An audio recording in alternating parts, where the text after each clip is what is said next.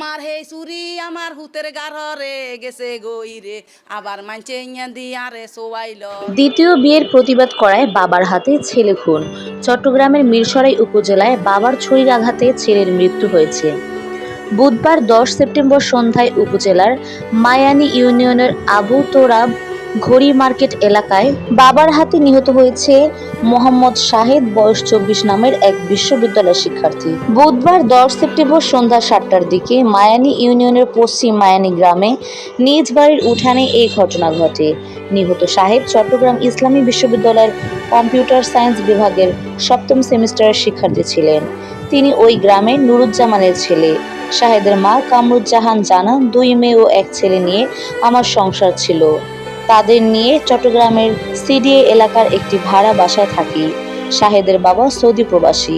তিনি দীর্ঘদিন ধরে আমাদের মানসিক নির্যাতন করছিলেন। কিছুদিন আগে তিনি বাড়িতে এসেছেন। তিনি সৌদি আরব থাকা অবস্থায় সিলেট জেলার এক নারীর সঙ্গে দীর্ঘদিন ধরে সম্পর্ক গড়ে ওঠে। মঙ্গলবার ওই নারীকে বিয়ে করে ঘরে আনেন। এ নিয়ে পরিবারে কলহ বাড়তে থাকে।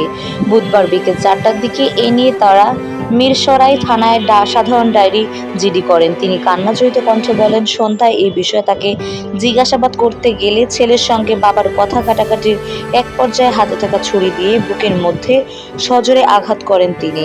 মুহূর্তে মাটিতে লুটিয়ে পড়ে আমার ছেলে। কোন অপরাধে আমার ছেলেকে মেরে ফেললো সে? এমন পাষণ্ড বাবা কি আছে যে নিজ হাতে ছেলেকে হত্যা করে? আমি আমার ছেলের হত্যার বিচার চাই। মিরসরাই উপজেলা স্বাস্থ্য কমপ্লেক্স মস্তাননগর হাসপাতালের চিকিৎসক আর্যরাজ দত্ত বলেন, হাসপাতালে আনার আগেই তার মৃত্যু হয়েছে।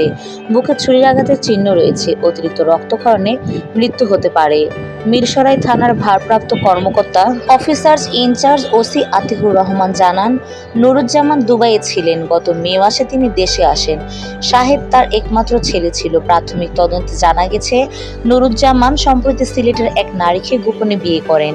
শাহেদ ও তার মা বাড়িতে না থাকার সুযোগে মঙ্গলবার দ্বিতীয় স্ত্রীকে তিনি বাড়িতে নিয়ে আসেন। বুধবার সন্ধ্যার দিকে শাহেদ ও তার মা বাড়ি ফিরে বিষয়টি জানতে পারেন। ওসি আরও জানান, দ্বিতীয় বিয়ে নিয়ে বাবার সঙ্গে ঝগড়ার এক পর্যায়ে নুরুজ্জামান ছেলেকে ছুরিকাঘাত করেন। গুরুতর আহত শাহেদকে উদ্ধার করে মিরসরাই উপজেলা স্বাস্থ্য কমপ্লেক্সে নেওয়ার পর চিকিৎসক মৃত ঘোষণা করেন। নিহতের মরদেহ হেফাজতে নিয়ে পুলিশ ময়নাতদন্তের জন্য চট্টগ্রাম মেডিকেল কলেজ হাসপাতালে মর্গে পাঠিয়েছে।